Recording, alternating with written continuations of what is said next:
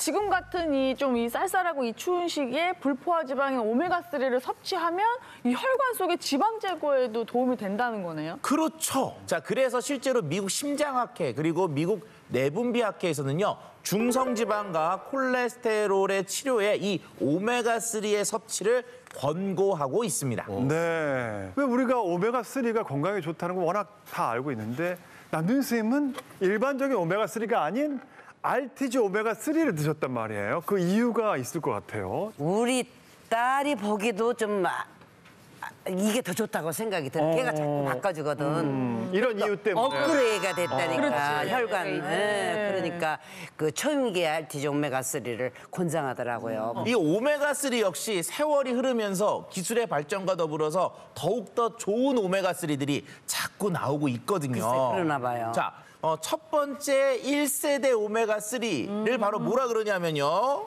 1세대? 네. TG 오메가3라고 합니다. 자, 어떤 구조냐? 가운데 중심축이 있어야 되잖아요.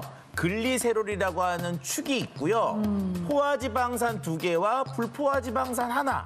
이렇게 3개가 묶여 있는 형태로 되어 있는 것이 바로 1세대인 TG 오메가3입니다. 그러니까 뭐예요? 불포화지방산의 순도가 낮다. 불포화지방산의 순도를 올리자라고 2세대가 개발됩니다. 업그레이드. 예, 네. 2세대의 이름은 바로 이 오메가3예요. 자, 이 오메가3는 뭐냐면요. 요렇게 생겼어요. 불포화지방산 하나에 아까는 글리세롤이라고 하는 중심축이 있었는데 네. 여기선 이렇게 에탄올이라고 하는 축이 있어서 얘들이 짝꿍을 이루고 있습니다. 자, 이렇게 됐더니 어떤 특성이 있느냐? 2세대는 순도는 올라갔지만 흡수가 잘 안 되는 그런 단점을 갖고 있어서 그래서 우리가 이제 만들어주는 게 바로 3세대 준비해 주시죠. 더 업그레이드된 최종. 빠밤. 자, 3세대인 이제 RTG 오메가3가 나옵니다. 바로 우와, 이렇게 생겼어요. 좋다. 모양도 비슷하고 불포화 지방산이 있고. 오. 자, 일단 3개가 됐으니까 2세대에 비해서 뭐가 좋아졌겠어요? 흡수가 좋아요. 그리고 아까는 쓸데없는 2개의 포화지방산이 있었는데 요거를 싹 그것도 끼고 불포화로. 불포화지방산 3개로 딱 붙였잖아요. 그러니까 순도도 좋고 흡수율도 좋고 한 형태의 3세대가 나왔는데 이게 바로 RTG 오메가3고 어떻게 보면 오메가3의 가장 완성형이라고 할 수가 있습니다. 가장 완성형. 실제로 RTG 오메가3와 이전 세대인 일반 오메가3의 흡수율을 비교해본 실험이 있는데요. 그 차이가 어마어마하다고 합니다.